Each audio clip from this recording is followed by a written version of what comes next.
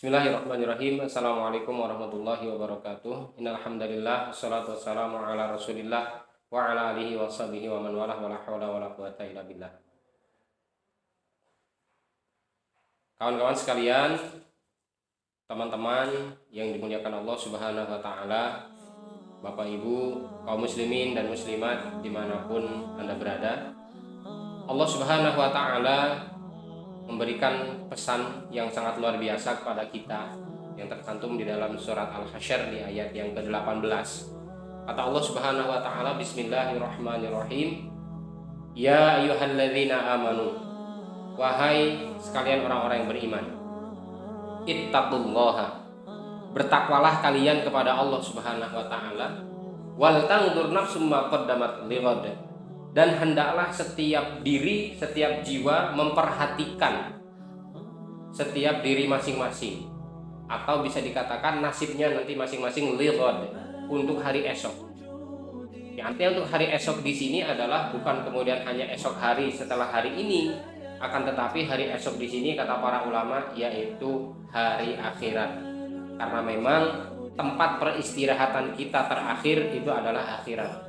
Dunia bukan segala-galanya, barzakh juga hanya sebagai tempat mampir kita. Kalaupun memang di sana juga kita akan mendapatkan buah dari amal yang kita lakukan, kemudian diakhiri dengan bagaimana perjumpaan kita nanti di akhirat, bagaimana nasib kita nanti di hadapan Allah Subhanahu wa taala.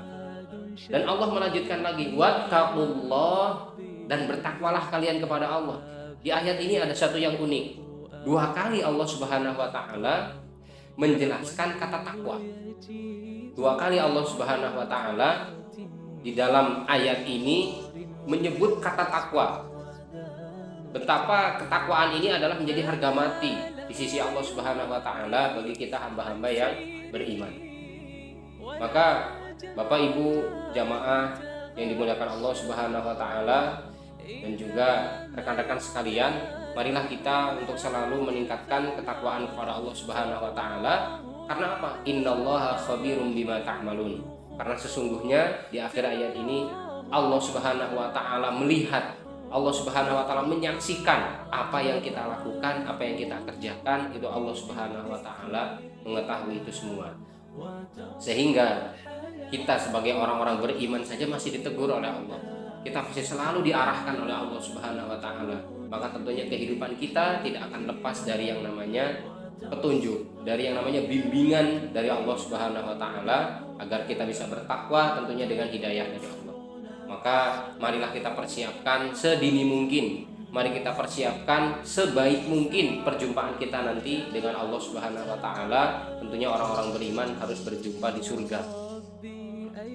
Kemudian yang perlu kita persiapkan adalah mari bagi mungkin ada di antara kita yang masih belum mau melaksanakan setiap perintah Allah, karena takwa ini adalah secara lugas melaksanakan perintah Allah, menjauhi segala bentuk larangan-larangan dari Allah Subhanahu wa taala.